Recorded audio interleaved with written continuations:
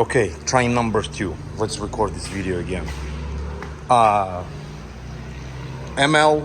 320 GL 350. This is GL 350 2014, and the Sprinter uses the same exact motor. I don't even know how to start this video. So the complaint was, this is my wife's car, and when we bought it, once in a while I heard it when you start the vehicle up, it will chatter, the timing chain will chatter for a little bit, and then it start progressively getting worse and worse. So these vehicles are still under warranty, but they have to throw the timing code on to Mercedes to look into it. So this vehicle just came back from dealer. It had a EGR problem, so they replaced the EGR. So I did not bring it for the EGR, but thanks for changing the EGR, it needs to be replaced. The timing chain needs to be addressed. And they're like, well, it has to have a timing code so we can cover under warranty. Otherwise, we got to do it on your wallet. So you have to pay for it. I said, okay, whatever. I said, I'll figure it out. So I bought this guy right here, which is timing chain tensioner. It pushes on the guide, and I'll explain to why it's a part. There's a couple pieces right here. This is the new part. This is the old part. You buy as a whole assembly. So right here is the part number. Do the screenshot. That's the part number for 2014 for the timing chain tensioner. Chain tensioner.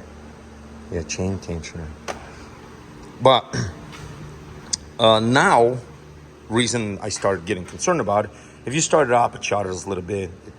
It's literally not a big deal. It's not, your engine's not under load when you're starting. It's not going to jump the tooth or whatever. So if yours start doing it, don't freak out.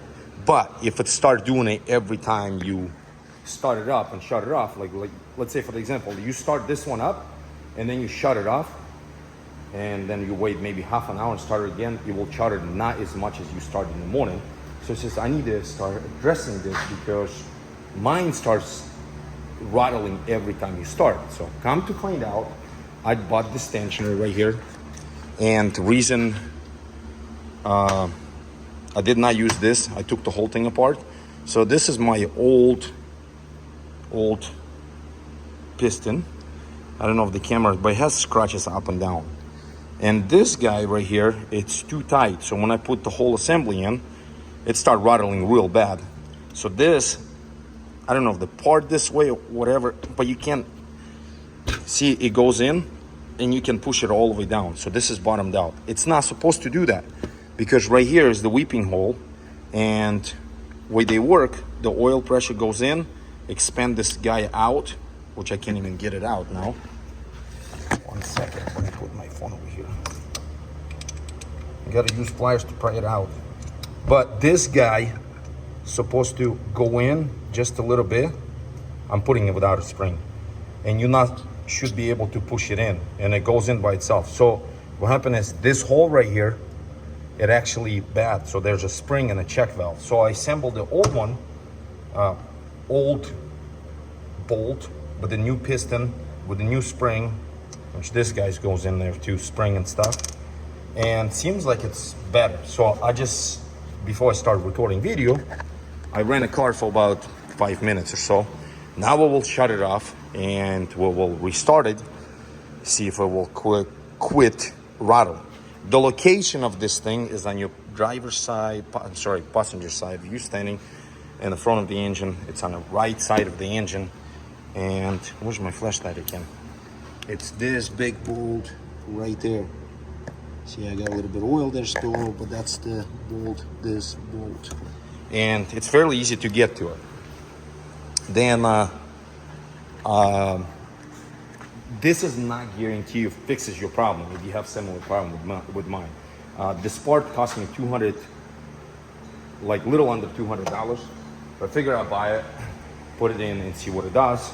The vehicle has 160,000 miles. There is possibility, I'm start spinning.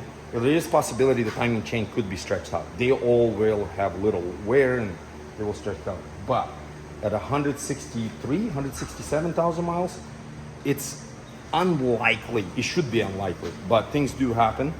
So I noticed the timing chain tensioner reason it's rattling every time because it cannot hold the pressure and overcome, so the spring's not enough. So every time you start it, the chain's rattling and the oil bleeds off of it. That could be a possibility. So let's start the vehicle and see actually if this will not rattle again. So actually remove the button, because what I was doing, I was just cranking a little bit when I put it in to get the oil pressure build up. But now we can just start it right away. How many miles on this guy? Come on. Why it's telling me I gotta do 165, almost 166,000 miles. It does not rattle. It actually might have fixed the problem. But yeah, it's set for what? 10 minutes, so maybe solve the problem. Okay, well, we'll drive it this way. Another thing, since I'm already recording this video and you're still watching it, listen to this knock. It will come back in a minute.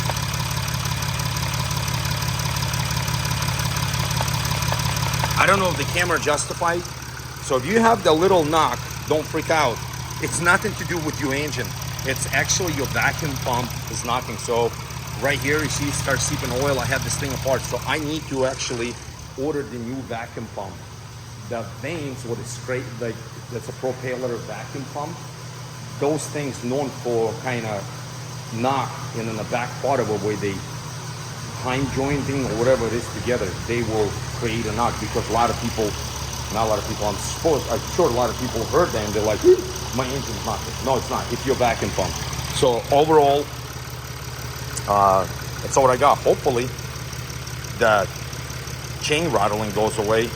And then if you do buy one of these vehicles, keep an eye on, I record the video, but keep an eye on this oil canister because they're known for leaking oil right there. And it's not worth buying Dorman gasket kit like I've done it before. You better off just buying the whole entire thing from Mercedes and just put it in and call it good, because there is a couple of relief pressures in that canister. I don't know what they for, but once again, that's the part number. Hopefully this video will be helpful, kind of long, but I'll keep you posted. Literally, I will drive for about a week and we'll see if the noise will come back in the morning tomorrow, because my plan is to drive this thing home today. Thanks for watching all.